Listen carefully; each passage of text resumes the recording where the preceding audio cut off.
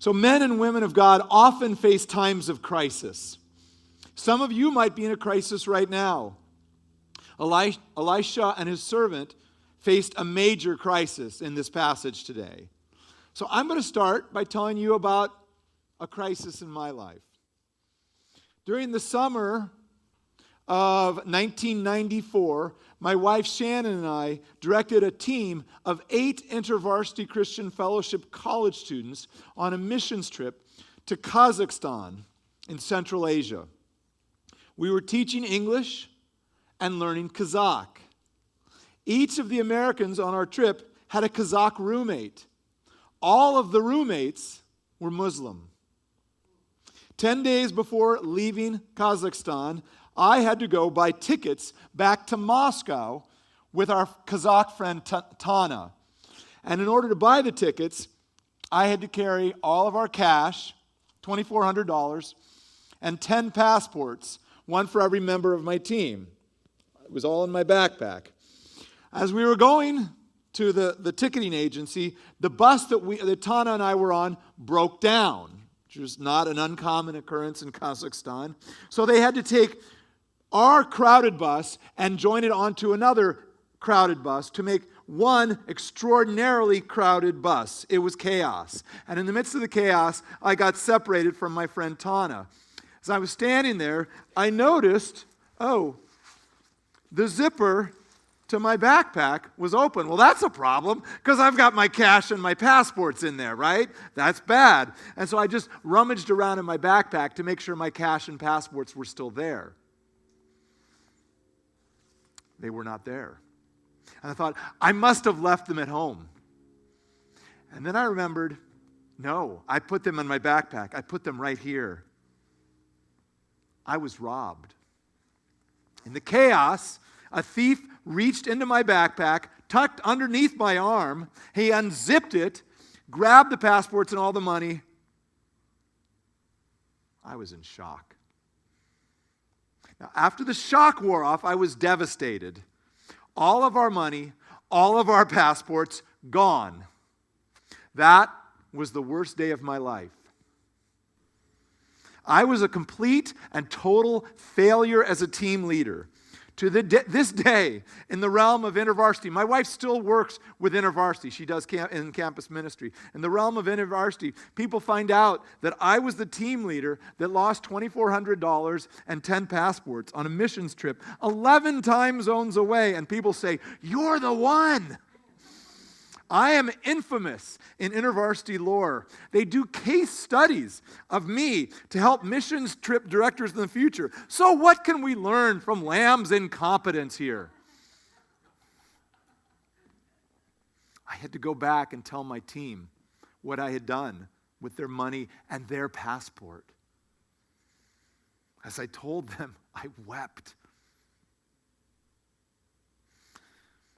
I was totally responsible for this tragedy. Now, we prayed, because it's a good thing to pray in the midst of crisis. And we began a week of praying. And as we attempted to get our passports and money back over the next week, nothing was working out. And sometimes when we pray, it doesn't seem like anything happens. It was now Wednesday. We were supposed to leave the country on Saturday morning. The U.S. Embassy was having troubles issuing passports. But to leave the country, we needed exit visas. Visas normally take a week or two. The money that was wired from the U.S. to replace the $2,400 that I had lost had arrived in the Kazakh banks. But the Kazakh banks did not have enough dollars, did not have enough American cash to pay us. And they might not have it for another week. And I had just found out that we had been told initially that we were going to pay a discounted fare, $800 for all of us to leave the country. But we found out that, we might have to pay the higher fare, $2,000 for us to leave the country. We needed cash to get passports. We needed passports to get visas, and we needed cash, passports, and visas to get tickets. And we had nothing, and it was less than 3 days. The Kazakhs were saying, God is punishing you because you are not Muslim. Okay, great. I go to be a missionary to the Muslim world, and I'm doing anti-evangelism. People are moving away from the gospel because of me. We needed God to deliver us. A bit like Elisha and his servant in 2 Kings chapter 6. Here at Calvary Vision Church, you're talking about making an impact. I've been focusing on the life of Elisha, a prophet who made a big impact in the story of Israel. One of the ways he made an impact was through prayer. He knew that God listens to prayer. So just to review a little bit, in January, on January 19th, I spoke on 2 Kings chapter 4, God provides. Then the next week, I spoke about how God heals in the story of Naaman in 2 Kings chapter 5. Today, we're going to talk about how God listens in 2 Kings chapter 6. And then next week, if you're going to be here, hopefully you'll join us, we'll talk about how God saves in chapter 7. But chapter 6, there's a lot of great stories in the book of Kings. Elisha's got a lot of great stories. We're going to talk about the story of God, how God provides in an unusual way. So the company of prophets need to make a new home, to welcome Elisha in their midst. So they chop down some trees. And while they're chopping down a tree, the axe head from one of the axes flies off and lands in the Jordan River. This tree-chopping prophet cries out, "Oh no, my Lord, it was borrowed." This prophet was essentially a lumberjack. I mean, he was a lumberjack, but he was not okay, if you know what I'm talking about. At this point in Israel's history, if you know anything about archaeology, this is the mid-Iron Age 2. So, and again, I realize most of you guys are probably not archaeology nerds, but if you know a little bit about archaeology, you'd know iron was very valuable at this point in time in history. So this borrowed axe head would be comparable to like a really nice, expensive chainsaw today. Okay? This would be worth a lot of money, particularly for someone that didn't own a lot. Any of you who have damaged or perhaps ruined a borrowed tool should be able to, Carl can empathize with this man. When we were borrowing a friend's car in England, this was like almost 10 years ago, we borrowed a family's car in England. We got into an accident in their car, and we totaled their car. Oh, yeah, that was bad. I know how this prophetic lumberjack felt. But Elisha knew that God provides. So Elisha intervenes. He asks the prophetic lumberjack a question. Where did it fall? And Elisha likes to use props in his water miracles. In chapter 4, he added salt. 2 Kings chapter 4, he added salt to the Jericho spring to purify it. That was chapter 2. In chapter 4, he added flour to a poisoned stew to purify that. This time, he takes a stick and he throws it into the Jordan. Woo! I made sure I didn't hit anybody there. My dog were here, he would go chase that. He throws a stick into the Jordan. Now, what do sticks normally do when they're thrown into a river? They float. What does iron do when it gets thrown into water? It sinks. Yes. Iron does not normally float. But miraculously, this sunken axe head follows the example of this stick and floats to the surface, allowing it to be retrieved and returned to this owner. God, once again, provides for his people. But then the narrative shifts to the Aramean, the war room, right? Where they're plotting their military strategy to attack Israel. Now, if you remember back in January, Aram was where Naaman was from. Naaman, the Aramean general. And somehow, the prophet Elisha has supernatural knowledge of their plots to attack Israel. So Elisha informs the king of Israel where Aram is going to attack. And it keeps the Israelites are able to move away each time, and the Israelites can remain safe. Elisha is essentially acting like a mole, an embedded spy informing the king of Israel about Aramean troop movements. We could have called this story Tinker, Tailor, Soldier, Prophet.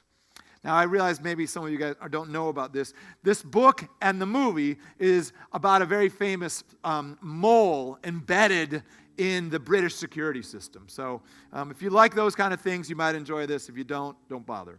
But Elisha's like a mole here. We don't know how Elisha gets his information, but we assume God was his unnamed source.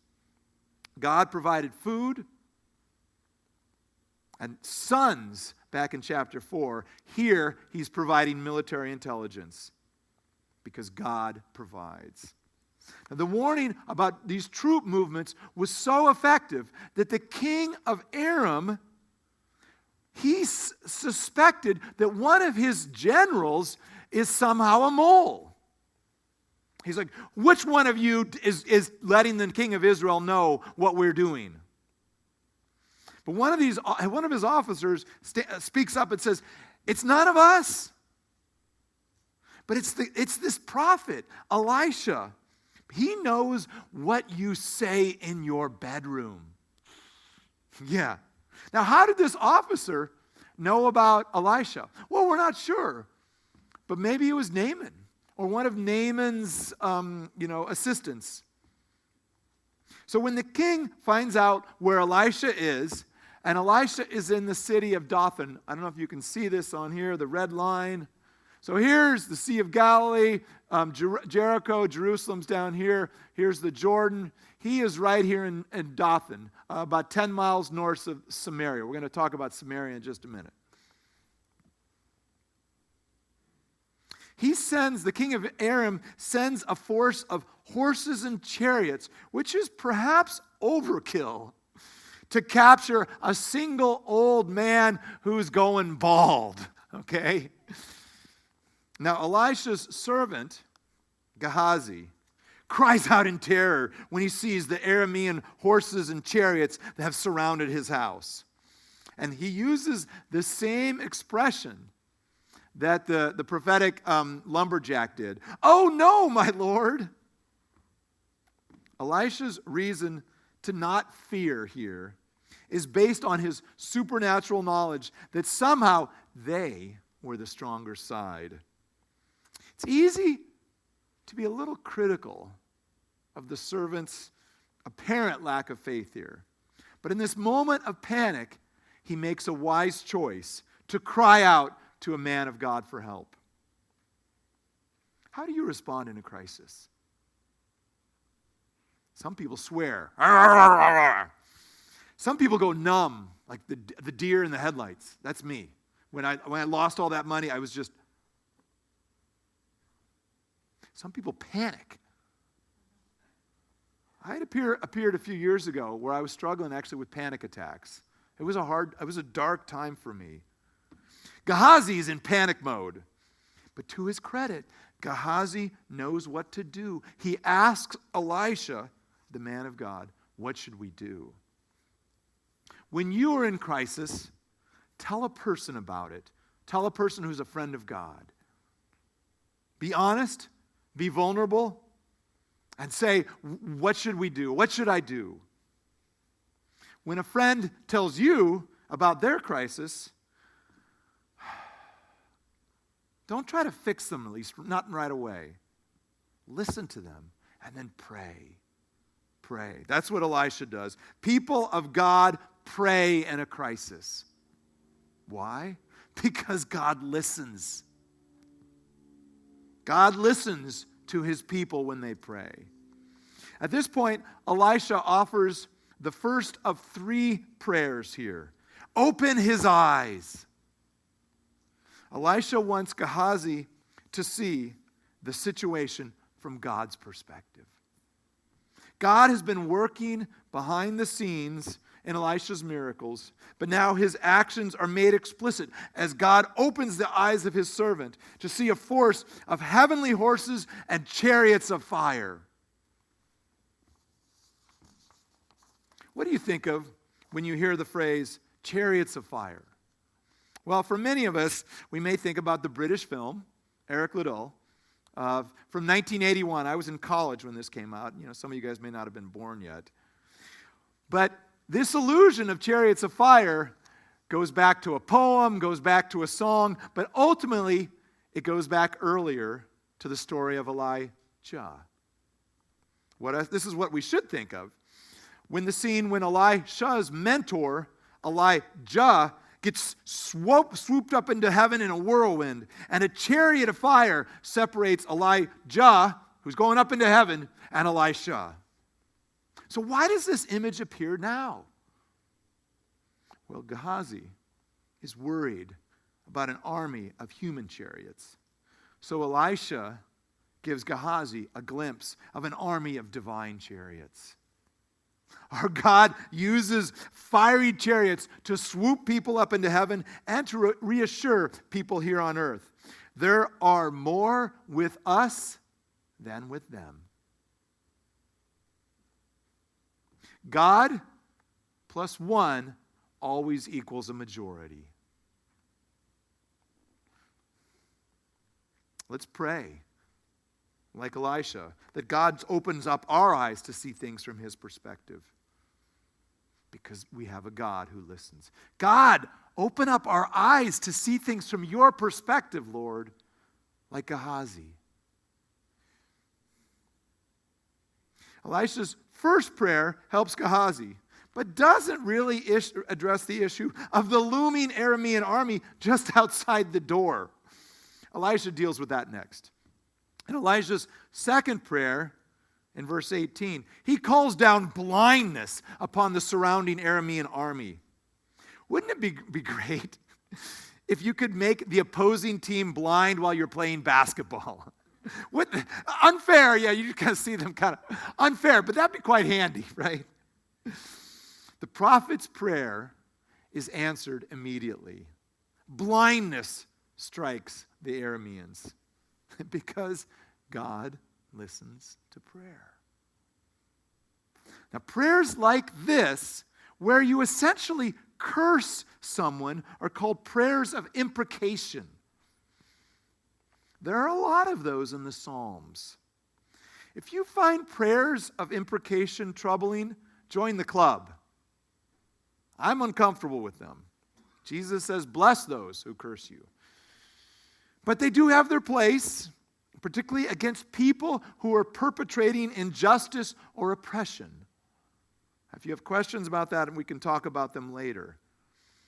But after cursing the Aramean army, Elisha next deceives them and leads them into the capital city of Samaria. So this is like 10 miles away. I don't know how long it took to lead a blind army over hilly territory from Dothan down to Samaria, but they did it.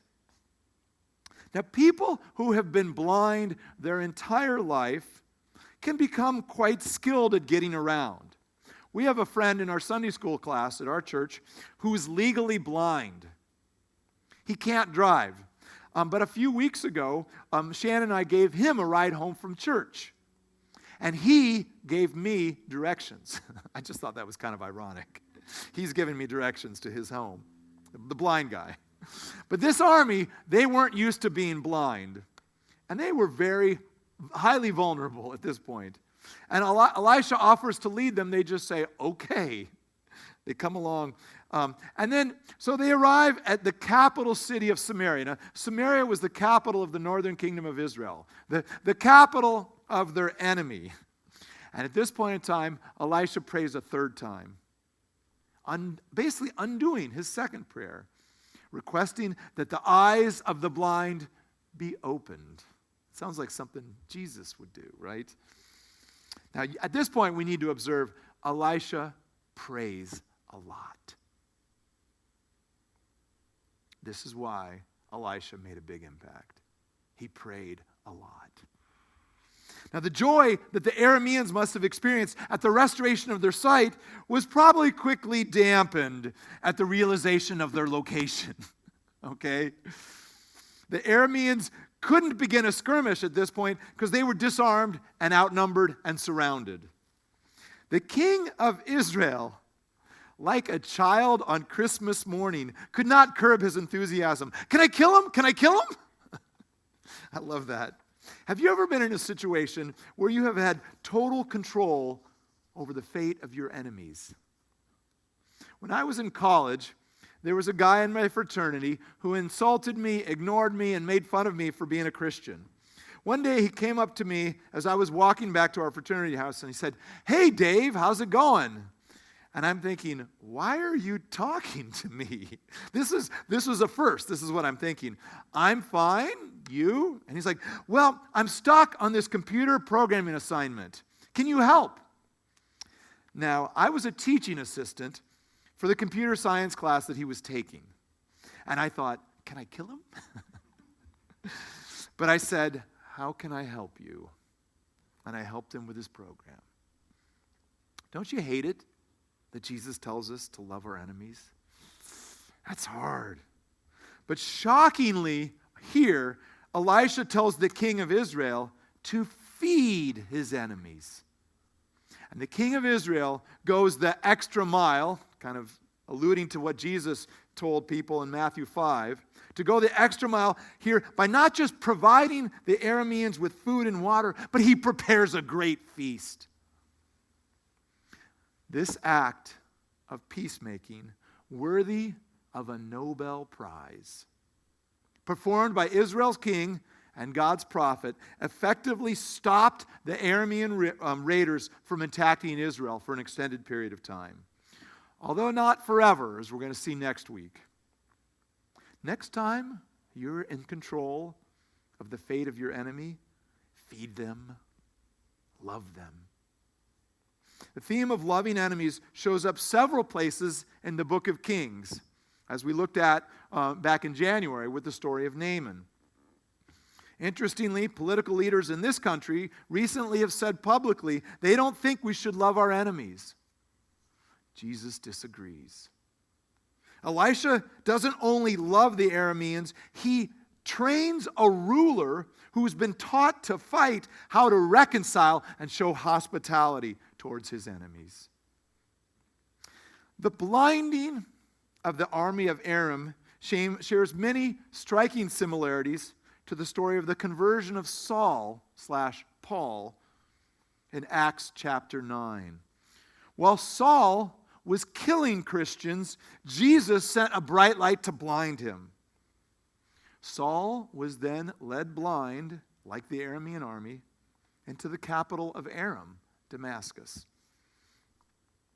Acting like Elisha, a follower of Jesus named Ananias, after hearing from God, was willing to love his enemy and pray that Saul's sight be restored, and then to feed him. Just as Elisha used blindness to reconcile Israel and Aram, Jesus used blindness to reconcile Saul and the Christians. Saul's conversion, however, was far more significant than a temporary truce that we see in Kings. Jesus' love for his enemy led not only to Paul's conversion, but served as a catalyst for Paul's missionary efforts and the gospel spreading throughout the world. Love for enemies feels weak, but it's powerful. Followers of Jesus follow the examples of Jesus, Elisha, and we love our enemies. But let's just not make them blind, okay? All right. So in this chapter, a whole bunch of people make requests. Four times people make requests to Elisha.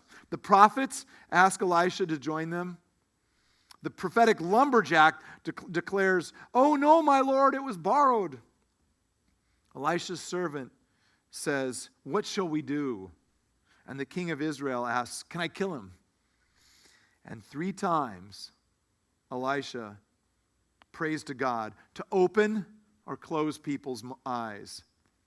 Making requests is always hard. Prayer is hard. It feels passive. It feels like we're not doing anything. And most of us need help. In order to pray, we're going to need to know two things. First, we have to know we've got a need. Some of us I find it hard to admit that I have a need. But we need to learn from the people in this passage who express their needs very clearly and very openly. Their "oh no" prayers were simple cries for help in the midst of a crisis. The next time you're in an "oh no" situation, make that your first reaction to God. God, help me. God, help me. Second, we need to know that God listens to our needs. Elisha knew that God listens because he lived a life of trusting, praying, and watching God provide. All of the requests in this story, in this chapter, display not only humility on the part of the petitioner, but also faith and the ability of the one being petitioned to provide. And every one of those instances, the petition was responded to positively. God promised that He will listen, particularly when they cry out to Him in their day of trouble. Which brings me back to Kazakhstan. Okay, so we're in Kazakhstan. We need cash to get passports, passports to get visas, cash, passports, and visas to get tickets. We have nothing. We are praying, and God did not seem to be listening. Sometimes when we pray, God answers right away. And sometimes God makes us wait. So we persist and keep praying. After all of our discouragements, we're stuck in Kazakhstan, we've got nothing. This was lunch on Wednesday. We'd been praying a lot. I'm thinking, I'm going to pray again. But at this point in time, I was kind of tired of just praying polite prayers. I prayed a prayer of desperation. I said, I was mad. God, why are you doing this? The Kazakhs are making fun. The Kazakhs are not giving you glory. They're making fun of us. I was mad. God, why are you doing this? And then I just started to laugh. I thought, this is comical. This is like something that would happen to somebody in the Bible. It's so bad. God must be behind it. We decided that we needed to display our dependence upon God in a dramatic way. So that night, as a team, we've held an all-night prayer vigil, day and night, praying in shifts that 1, God would get us home, 2, draw our Kazakh friends to Himself, and 3, glorify Himself in the process. Thursday afternoon, finally, I go to the Kazakh bank, and they have enough cash to give us the money. 1 down. We go to the U.S. Embassy at 2:30, and after being disappointed each of the previous 8 days, they finally have our passports. 2 down. And you know what? To this day, this is my Kazakh passport. I save this as a memorial of how God worked. Passport right here. We arrive at the visa agency at 3:30. The woman says, that's working with us, we can have our visas tomorrow morning, which was breaking a whole bunch of rules already. But our Kazakh friend who was with us says, well, that's not really good enough. So she goes and contacts the vice president of the university we were working with. The vice president of our university contacts the chief administrator at the visa agency, who comes down and tells the person that's talking to us, give them their visas now. This is the former Soviet Union, and they're just like, okay. 10 minutes later, we've got our visas. 3 down, okay? We rush off to the ticketing agency. So literally, we were running across to catch a taxi. This was 4:30. The ticketing agency closes at 5 o'clock. My wife, the Kazakh student, Yerlan, he was with us, and we sprint to catch a taxi. We meet Tana, the woman who was with me at the very beginning. She's in line. It's 4:45. We're waiting in a bunch of lines. We're hoping to pay only $800, but we're expecting we'll probably need to pay $2,000. We finally get to the front of the line. They're talking in Russian. I didn't understand anything. I say to Tana, which rate are we going to pay? And she says, you will pay the cheaper fare. I said, Tana, you know we prayed all night. And she says, yes, your Lan told me. It seemed to work. I said, you bet it worked. That night, we had a celebration. We invited, not all of our Kazakh friends came, but several of them came and joined us. And we had a time where we praised God because we acknowledged that God listens to our prayers. And we learned that we need to keep praying even in the midst of a crisis. God is a God who listens. Let's close in prayer.